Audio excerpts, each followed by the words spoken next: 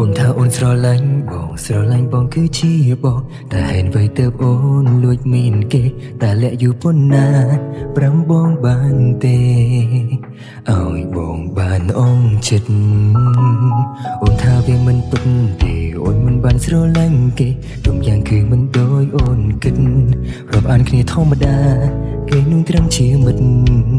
ហើយមិនបងមិនជឿចិត្តអូនដាំតំផ្ទាល់នឹងភ្នែកអូននៅហ៊ានប្រកាយគិតបងល្ងងពេកទេដឹងបើស្រឡាញ់គេចេញទៅអូនអាចជ្រើសរើសផ្លូវដើរតាមបេះដូងអូនគេជាចន្ទទី3ហើយទោះបីខ្ញុំមានអារម្មណ៍ថាខ្ញុំជាអ្នកបំបាយបំបាក់ស្នេហាគេអូនទៅចង់ថាគេចង់មិនចង់ធ្វើជាមនុស្សអាត្មានិយមប្រហែលខ្ញុំជាជនទី3តាំងពីដំបូងគ្រាន់តែមិនទាន់ដឹងខ្លួនគេអាចនឹងយកខ្ញុំស្អប់បេះដូងស្អប់បេះដូ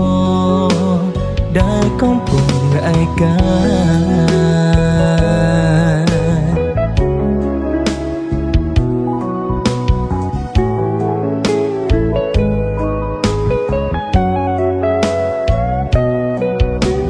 ផ្ទាល់នឹងភ្នែកអូននៅហ៊ានប្រ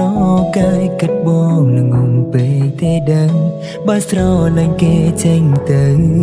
អូនអាចជ្រើសរើសផ្លូវដើរតាមបេះដូងអូ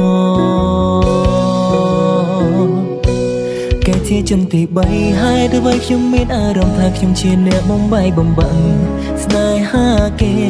អូនទៅចង់ថាគេចង់មិនចង់ធ្វើជាមនុស្សអាត្មានិយម